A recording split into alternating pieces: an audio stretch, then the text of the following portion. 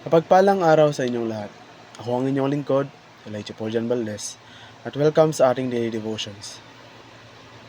Ang ating verse for today ay nasa Juan chapter 2 verse 13 to 25. Sinasabi rito na, lapit na ang araw ng paglagpas ng mga Hudyo at umahon si Jesus patungong Jerusalem. Nakita niya sa templo ang mga nagtitinda ng magbaka at ng mga tupa at mga kalapati, at ang mga mamamalit sa lapi na nakaupo. Pagkagawa niya ng panghagupit ng lubid, ay tinaboy niya silang lahat papalabas sa templo, pati na ang mga tupa at ang mga toro. Ibinubo niya ang mga salapi ng mga namamalit sa lapi at itinumba ang kanilang mga mesa. Sa mga nagtitinda ng kalapati ay sinabi niya, alisin ninyo rito ang mga bagay na ito. Huwag niyong gawing bakay kalakal ang bahay ng aking ama. Naalaala ng kanyang mga alagad na nasusulat, pinagharian ako ng kasigasigan ang inyong bahay. Sumagot ang mga Hudyo at sinabi sa kanya, anong tanda ang maipapakita mo sa amin? Yamang ginawa mo ang mga bagay na ito? Sumagot si Jesus at sinabi sa kanila, gibain ninyo ang mga banal na dakong ito at aking itatayo sa loob ng 3 araw. Sinabi ng mga Hudyo, 46 na taon ang pagtatayo ng banal na dakong ito at itatayo mo sa loob ng 3 araw? Ngunit, ang banal na dako na kanyang itinutukoy ay ang kanyang katawan. Ang karumihan ay ang kalagayan ng pagiging marumi, kalapastanganan o nilapastangan. Ang pagdumi sa isang bagay ay isang gawa ng malaking kawalang-galang sa Diyos o sa iba. Maaring matungisan ang kasalanan ng isang tao, isang komunidad o isang bansa. Karaniwang ginagamit ng Biblia ang salitang karumihan bilang pagtukoy sa seremonyal o sexual na karumihan. Ang pagsamba sa Diyos-Diyosan ay tiyak na magpaparumi sa mga nahuhulog sa kasalanang iyon. Sa Jeremiah chapter 32 verse 34, nagalit ang Panginoon sa Israel dahil iniligay nila ang kanilang masasamang larawan sa bahay na nagtataglay ng aking pangalan at nilapastangan ito. Ang pagdadala ng mga Diyos-Diyosan sa templo ng Panginoon ay isang gawa ng karumihan.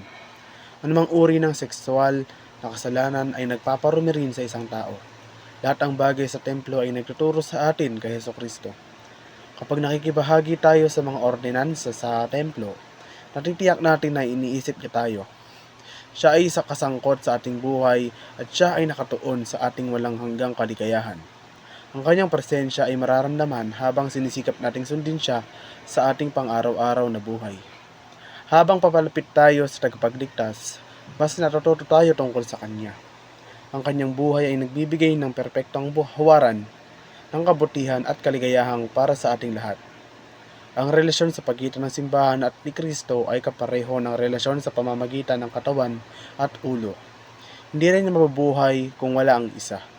Kailangan ng simbahan si Kristo kung paanong kinakailangan ng katawan ang ulo. Kung mahal mo ang kalusugan, kapupuotan mo ang mga mikrobyo. Kung mahilig ka sa bulaklak, kapupuotan mo ang mga damo. Kung mahilig ka sa kalinisan, kapupuotan mo ang dumi. Kung mahal mo ang Diyos, kapupuotan mo ang kasalanan.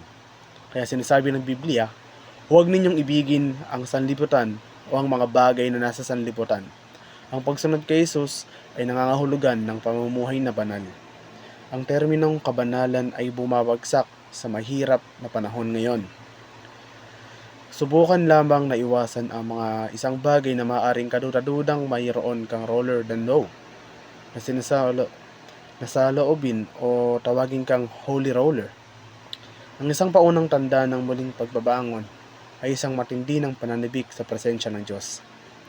Ito ay paghahanap ng katunay na kasiyahan na nagmumula lamang sa tamang relasyon sa Kanya. Ang pagbabagong buhay ay tinitignan bilang isang corporate na hakbang, gayon din isang personal na pagkilos ng Diyos sa buhay ng mga tao. Ako ay isang tagapagtaguyod para sa personal na muling pagkabuhay dahil nakakahawa nitong kalikasan. Ang isang tao lamang ay nagkakaroon ng radikal na pakikipagtakbo kay Jesucristo ay maaari pang makaapekto sa iba. Huli, ako ang inyong lingkod, Elijah Poljan Valdez. Dito na nagtatapos ang aking daily devotions.